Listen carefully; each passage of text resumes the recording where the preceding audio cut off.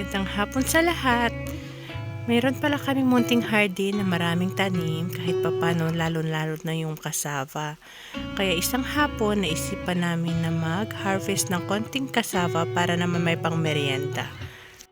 Nag-umpisa nga kami ng mga ilang puno muna ng cassava at medyo malalaki naman yung laman kahit paano. Pero yung time na to is hindi talaga maulan na panahon kaya medyo matigas bunutin yung mga puno.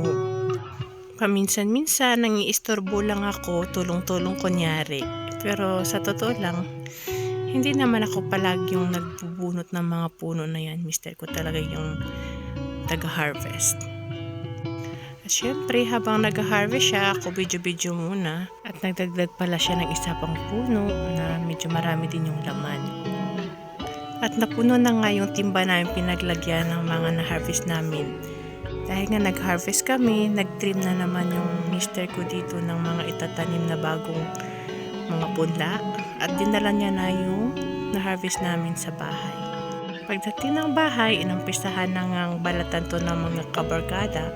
Nagtatawanan, kwentuhan habang ginagawa yung mga pagbabalat ng cassava. Medyo hapon na to pero maliwalas pa rin yung panahon. Yun pala yung classmate ng mister ko at yung kasama namin palagi sa bahay si Errol.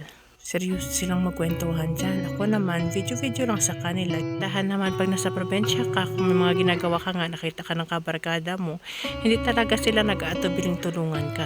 At pagkatapos balatan nga ito hinugasan na sa malinis na tubig ng ilang beses.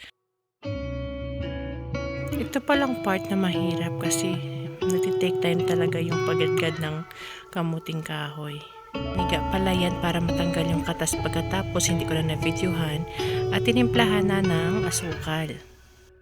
Yung madilim na nga sa mga panahon na to tapos na-umpisa ng mag-ready ng mga dahon na saging para paglagyan ng mga kinadgad na kamuting kahoy. Inumpisahan na din yan sa pagbabalot.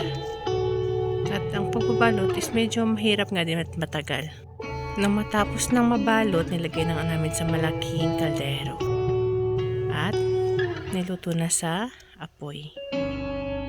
Matapos yung halos isang oras na paglaga, luto na po yung aming cassava suman or akalupi.